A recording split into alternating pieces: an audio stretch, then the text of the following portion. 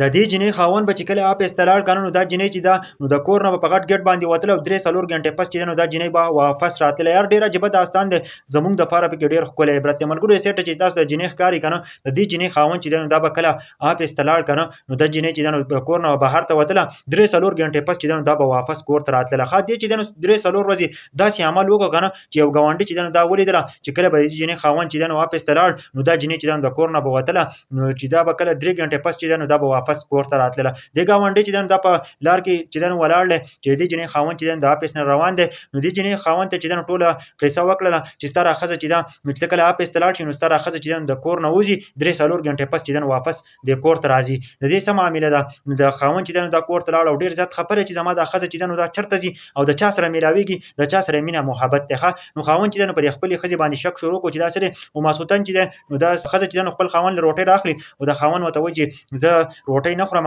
زه چې دا نو ډیر زیات نن بیمار یم زما روټي زړه ته نه کیږي. نو د دې نه پس چې دا خاوند او د شو کله چې دا خاوند او د شو سهار چې شو نو دا خاوند چې دا د حافظ باندې وکړو چې دا حافظ تلاړه مخو لاړو د ګټ نه بهر پټ شو چې کله دا جنې چې دا نو د ګټ نه بهر ته ووتله او چې دا روانه ده او دا خاوند په شاته روان دي چې زما د خزه د چا سره میلاویږي د چا خواله زیخه چې کله چې دا نو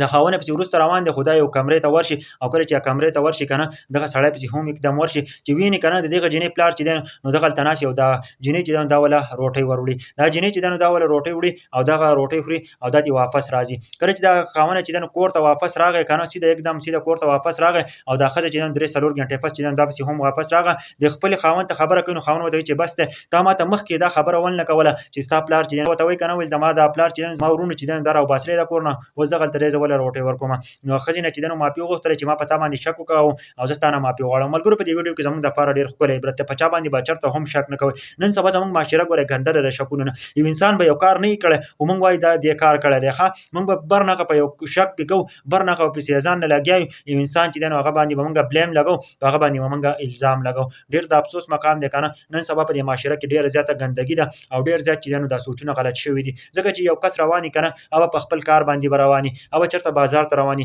بلکې موږ وای چې دا چرته داسې روان دي چرته په یو جنې پسې روان دي چرته یو جنې سره لیند زمونږ ذهنونه چې دینو ډیر زیات ګنده شوی دي. نو څومره کسان چې زما دا ویډیو ګوري نو خخ کوم کمنټ هم وکړي او خپل د ذهنونه چې دین ضرور صفا کړئ چرته هم د چا لپاره غلط سوچ مکوئ او شک په چا باندې چرته هم مکوئ.